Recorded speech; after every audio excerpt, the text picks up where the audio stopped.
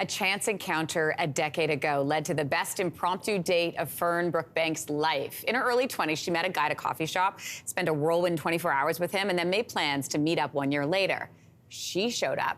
He did not. So what happened? Well, you're going to have to read Carly Fortune's new novel to find out. Carly burst onto the bestseller list last year with her debut novel. She is back this morning with her brand new one. It is called Meet Me at the Lake. And she joins us again here in studio. Welcome back. Thank you. And I said this off camera, you're speaking to me. My happy place is by the lake. Oh, mine too. Oh, okay, so there's just something about a misconnection that really tugs at all of us, right? The idea of the right person at the wrong time. Talk to me about where the idea came from for this book.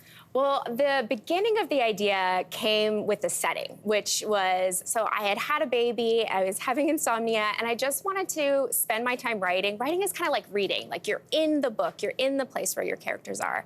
And I wanted to feel somewhere comfortable and like a happy place. And I saw this resort in Muskoka with the cabins all around it, kind of like in Dirty Dancing.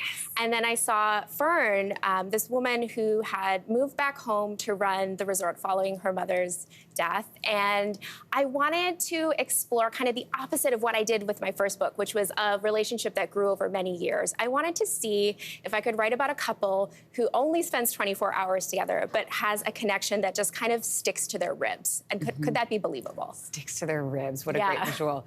I had an ex-boyfriend. We did this actually. Oh, tell me more. Yeah, so I was dating him for a long time, and we said, okay, if we're still single, let's meet here on this date at this time at this coffee shop, which is where we had our first date. No. What happened? So I went. Yes. And I drove by, and I didn't have the courage to go in, so I have no idea. Oh my goodness. I know. I doubt that he was there, but I had. He was definitely there. I don't think he was. Oh my gosh. I know. I love hearing stories like this. Do you These hear things stories happen. like that? I know these things do happen. That's when I Yes. picked this up. I was like, wait, what? My favorite place is the lake, and you're writing about my past.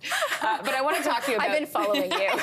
I want to talk about the settings of your book. So as you mentioned, you know, your last book was such a huge success. That one was set in Barry's Bay. This one is set in the Muskoka area. Yeah. It makes such a great backdrop. Yes. Especially when you're describing the visuals for, is this a case of write what you know, or is this something else?